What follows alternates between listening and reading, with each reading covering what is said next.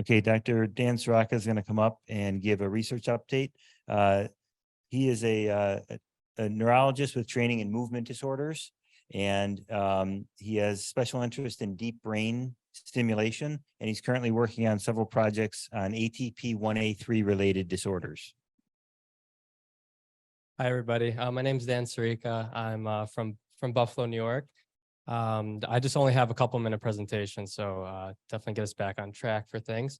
I kind of fell into this kind of by fate, and I'll kind of get into what happened. I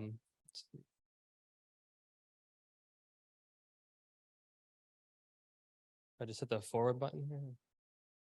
I just hit the forward.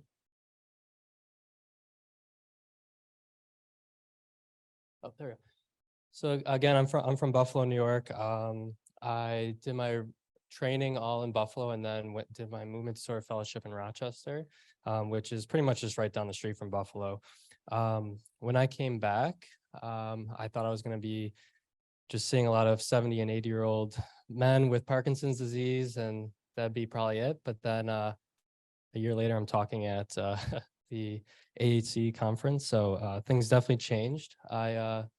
The dean of our medical school was Dr. Allison Brashear, was named it a few months ago, and she was looking for a movement-trained neurologist to help her with her current research. So I jumped at the opportunity, and so far my experience seeing the patients, the families, the support system of this, it's really inspiring to get involved, stay involved, and try to help in any way possible. Everyone knows about the ATP1A3 gene. We see it with the alternating hemiplegia of childhood. From my training in the movement, I saw a couple of patients with RDP, or rapid dystonia Parkinsonism. Cappo syndrome can also have this same genetic mutation. So it's very interesting that this one gene can lead to different clinical presentations.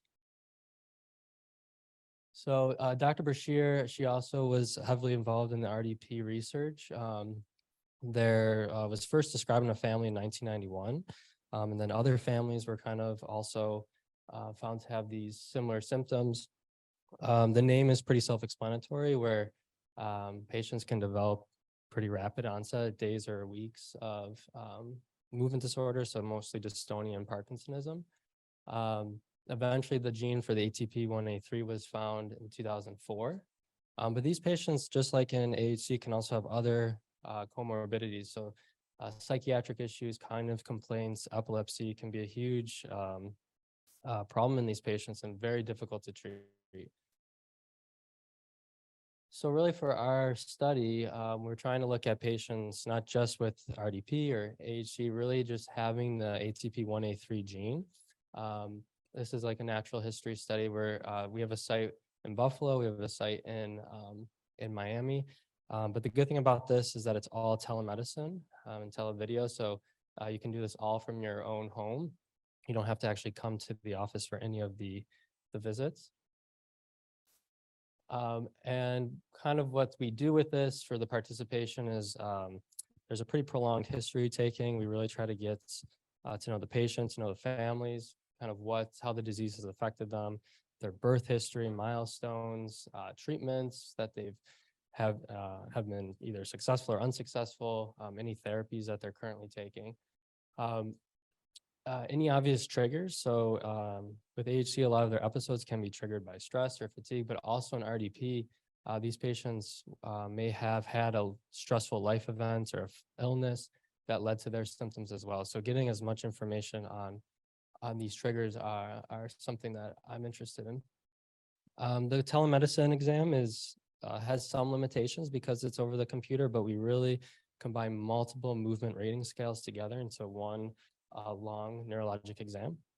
And then we also have neuropsychologists that are involved, speech pathologists that also take different exam skills as well to really put a complete profile for each patient.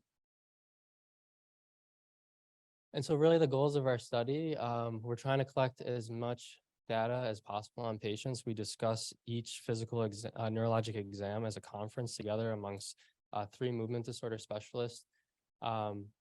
This will be over a 2-year period, so obviously observing any changes in the patients over time. trying to develop new ideas and new therapies. And obviously, we're going to learn from her patients as well. Dr. Sharma, she's also doing a study that we're going to be kind of collaborating on. So we'll be able to share information. So if you're already doing her study here, we'll be eventually able to get that data to use for our study as well. But if you have not been, this is kind of our flyer. It's in your folders. So we have a website. We have a email, ATP1A3 research. We also, our coordinator name is Rebecca. She's amazing. She will do everything to try to get you scheduled as soon as possible. And look forward to seeing you guys either on the Zoom if we ever get you involved in the process.